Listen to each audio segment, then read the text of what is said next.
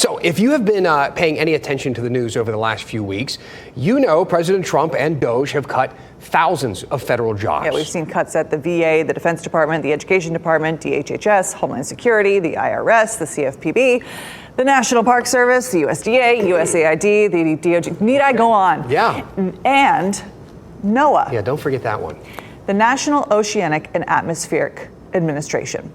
They tackle all kinds of things, but the big one is weather. So, as you know, there is a storm on the way to our area, set to hit tomorrow. This is some of the damage we showed you a little bit before. And here's some more of it. This is Texas. It's been a minute since we have seen the potential for a powerful storm like this. The National Weather Service is part of NOAA.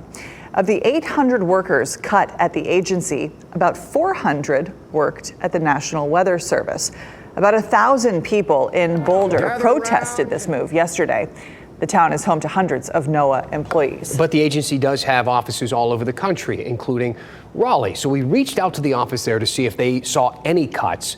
They told us they can't talk about it. Yeah, many of these offices have reported they were already understaffed, though. Here's a NOAA employee from our area. The Weather Service was already, quite a few offices were understaffed before all this began. So they're really going to be challenged in the coming months. And I know they'll do the best that they can, but they're just really going to be lacking human resources. You know, we've talked about this with a number of other agencies. DOJ cut probationary employees, which is a mix of new hires and long-term employees who recently changed roles. This was a broad cut. And in that broad cut, the National Weather Service says that they lost positions like meteorologists or radar specialists, even the staff from the hurricane hunters. You know, those people are the ones that hop up in the airplanes and fly through hurricanes. Here they are in Hurricane Milton last year. They aren't doing it for the thrill ride, although it looks thrilling. Sure. They do it actually to take data to help out meteorologists on the ground, and that really is the mission of the whole agency.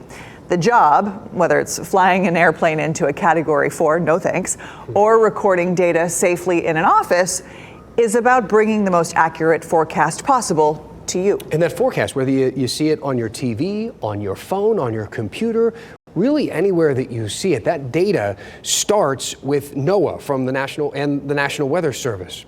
Here's how one recently laid off worker put it.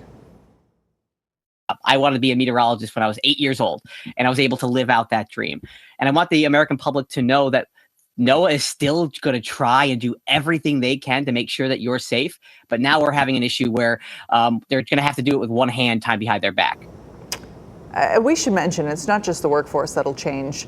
The infrastructure, the tools used by these scientists will change as well. Yeah, earlier today I spoke with WRAL meteorologist Kat Campbell about that part of it.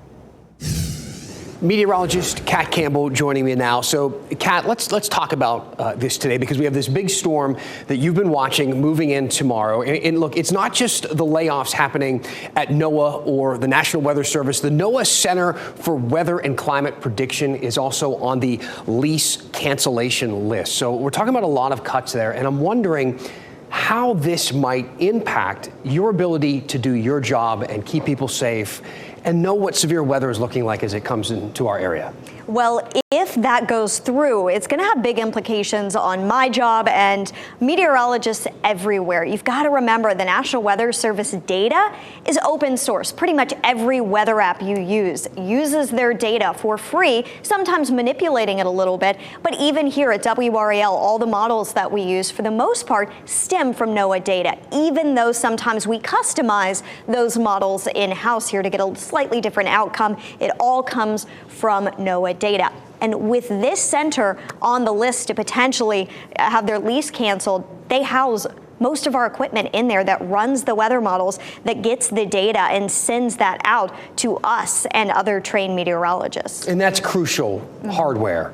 Absolutely. To be able to do what we do. Absolutely. The high-resolution Futurecast model that I am showing you on TV today, the one that does really good with severe weather and tornadoes, if that were to happen, we could potentially see the data center shut down. All that equipment would need to be moved, and that could take that weather model potentially offline for us for, I don't know how long, but that's honestly a bit frightening to think about. Everything from this prediction center, to the radar, it is kind of the start of the process. And we were speaking about this earlier, and you said, well, for people who don't understand how that all works, it would be like saying, oh, we don't need farmers. I get everything from the grocery store. Right. So, give us an idea of how crucial this is to what all the meteorologists across the country and all the weather apps that you pull up on your phone, rely on. Every single place that you get your weather data is relying heavily on NOAA and the National Weather Service. So we are getting their data for what's happening right now, the radar, the satellite, so we can make predictions, and those all require upkeep, but also the weather models that are run. We all are using those weather models. There's several of them for various different purposes, but that's critical information for myself to be able to tell you what the weather is going to be like in the future. And your weather apps, I know sometimes people cheat on us and use the iPhone weather app. Even that information is stemming originally from National Weather Service data. So everything goes back to that information that we get. We all are able to interpret it and manipulate it in certain ways to improve its accuracy, but it's all starting from that data point. So it's really critical. All right, we're going to be paying close attention to this, obviously. Kat, thank you. Just to wrap this up, NOAA's total budget last year was $6.8 billion, about 1/1000th of the $6.8 trillion U.S. budget.